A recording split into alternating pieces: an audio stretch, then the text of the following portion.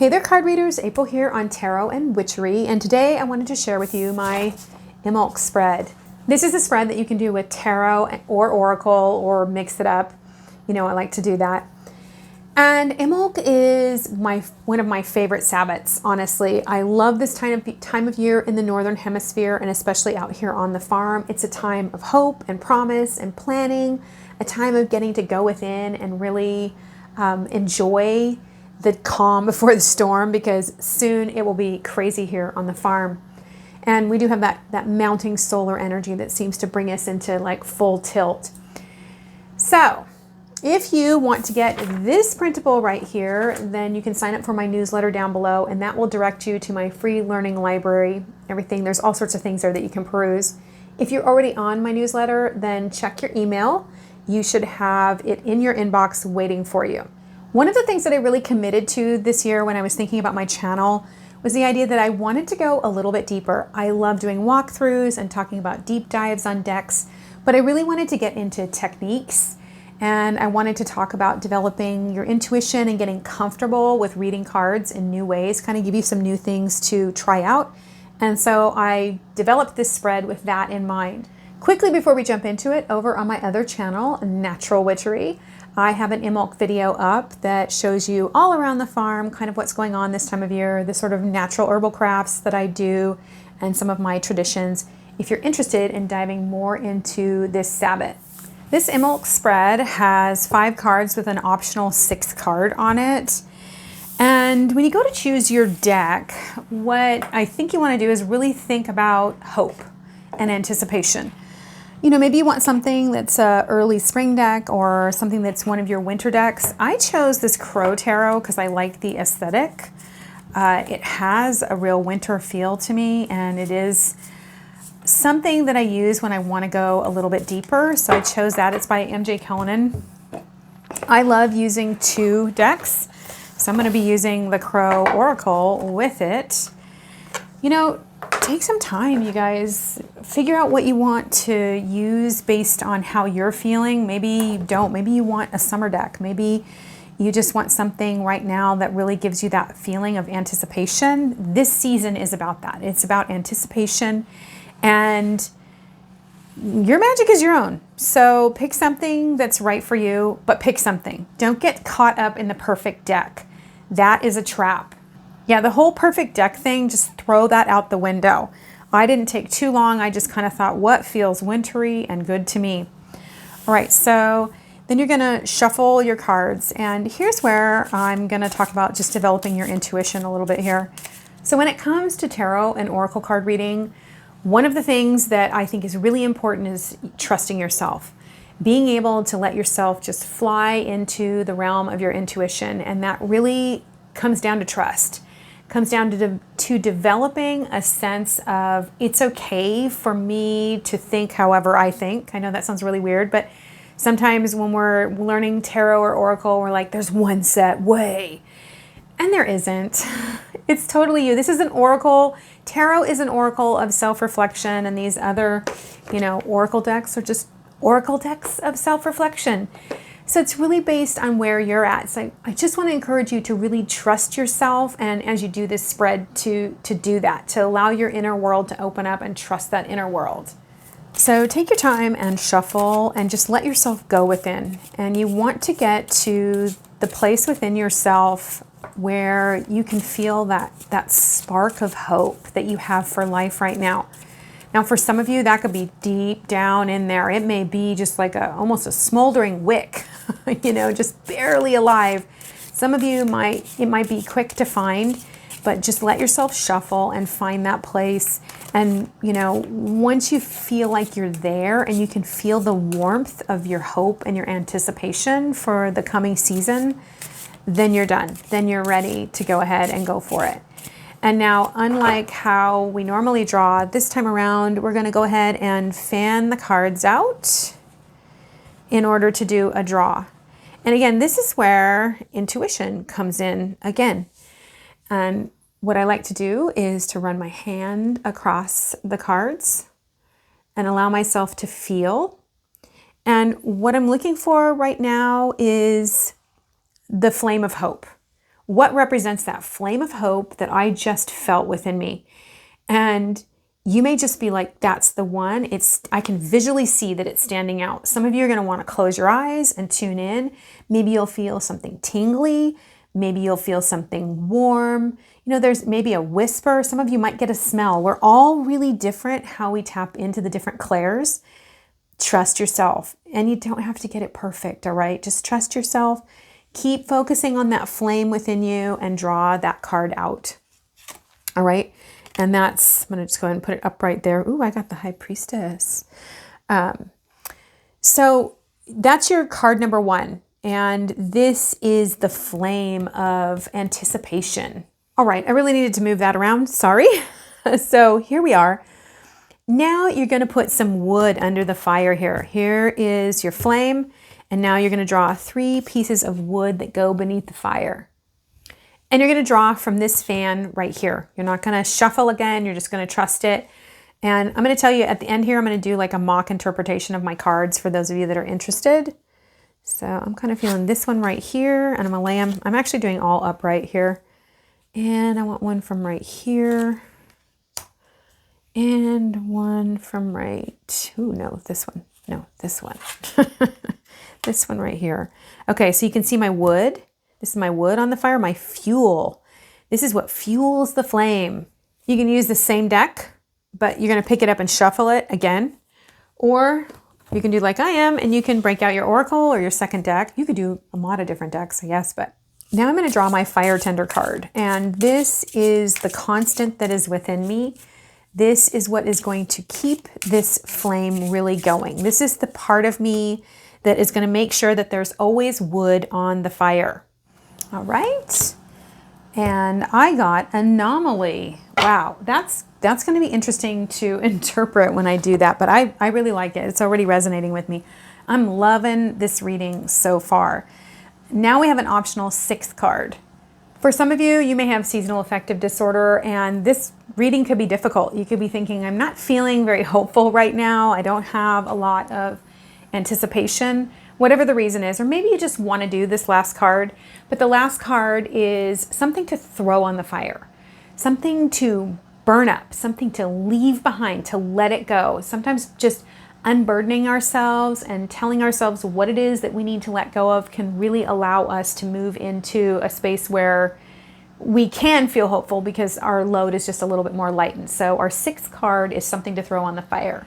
Probably no surprise, I'm going to use my favorite deck for when I'm letting go of stuff, which is the Power of Surrender deck by Judith Orloff. If you don't have this deck, why not? I absolutely love this deck. I use it with almost every reading. I use it a lot. I draw with this deck several times a month, and I even go through times when I'm drawing every day with this deck. So what it is that I need to throw on the fire and leave behind. Surrender to trust. Well, that makes sense with everything that I've got going on here, doesn't it? I think this is great. I love how all of these are coming together. If you made it this far, then do me a favor and like the video, because that helps it get recommended to other people, make it to other people out there in the YouTube world. And leave me a comment down below on what you think of this spread, or just leave me a candle emoji, because this is a fire festival and I think that's a kind of a cool way to go. And now I'm going to move on to the next portion of this, where I'm going to do the mock interpretation of this.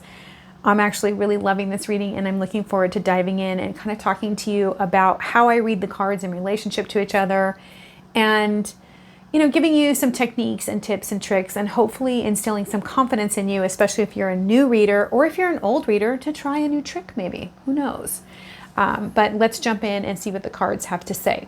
All right, so the first thing I want to say is don't look at the book. Don't look at the book at first. Give yourself a chance to really dive into the cards and use what you know. And so I'm going to talk a little bit about what I know here. So first of all, I got for my flame, my hope for the future is High Priestess. And to me, this is so dead on, because I'm really working on my magical path and going within and trusting myself in order to bring out and into the world my own magic. So this totally makes sense. Twos for me are about balance. So my flame of hope is one of balance in my intuition and in my inner world. And I just absolutely love that I got the High Priestess. So this is like right on the surface, what I'm seeing right away. Go for what you know immediately. And sometimes just talking out loud about your reading, which I do a lot, will get you dialoguing with yourself, and all sorts of stuff comes up and out. The next thing I noticed down here on my fire, this is what keeps the flame going this year. I see that I got the Strength card here, and this is my birth card. So be looking for signs in your reading that are meaningful to you. We don't have to just look at what the tarot is saying, but this is my birth card, and it's an 8.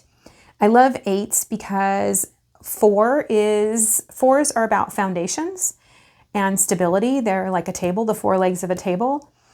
But we get 8 points on a cube. And so when we hit the 8s, it's like there's a 3-dimensionality to stability. It becomes something that's so much bigger and brighter. It goes from 2-dimensional to 3-dimensional. So for me, again, if I want to keep this flame going, it's about my inner strength. It's about not pushing and shoving, but coming from within and allowing what I know and who I am to really speak and come forward. Then I got this 5 of Swords.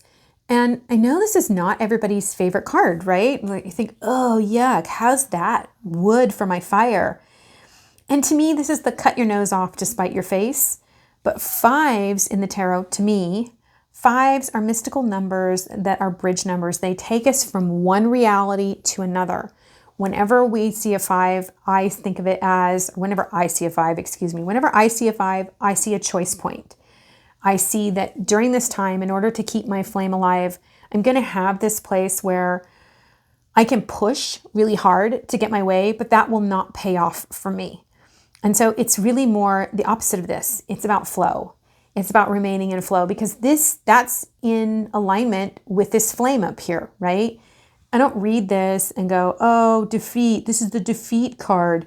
That doesn't make any sense in this reading. Like if I just look at my little white book, it doesn't make sense. I could just look at the picture here and be like, oh, he's got like there's kind of some blood. What's going on here? Crows flying away. There's like a dead crow.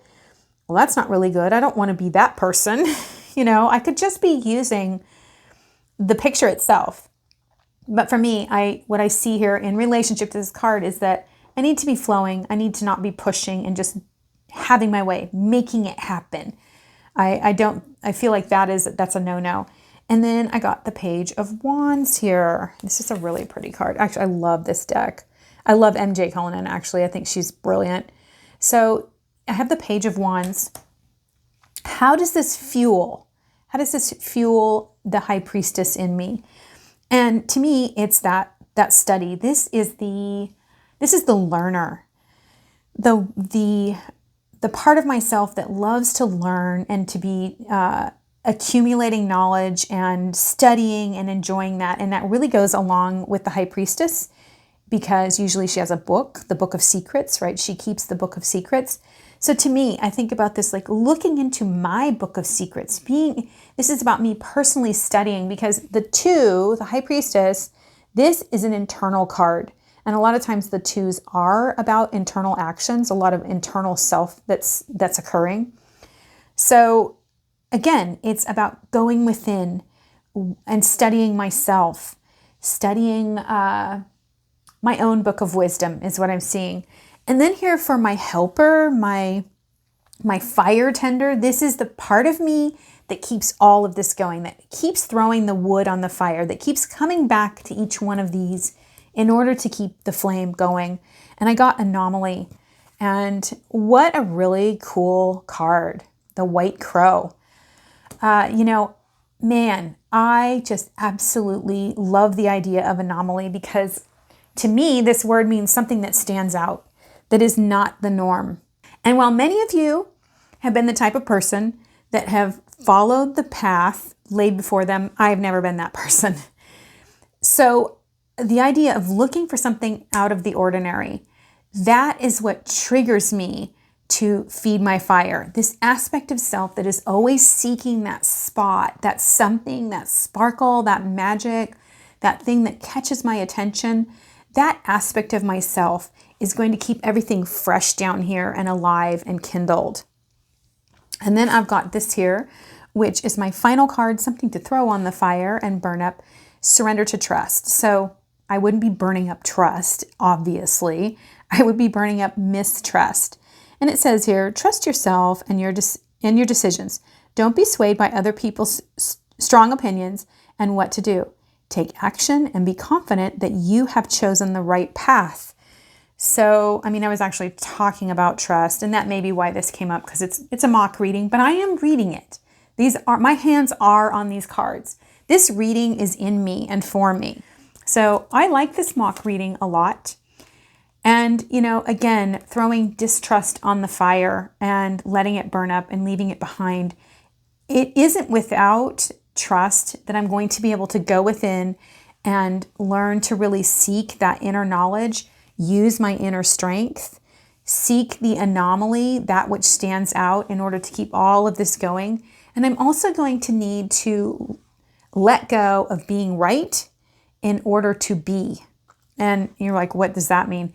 I always say that the magician is I am, and the high priestess is I be. She's a being. She is receptive.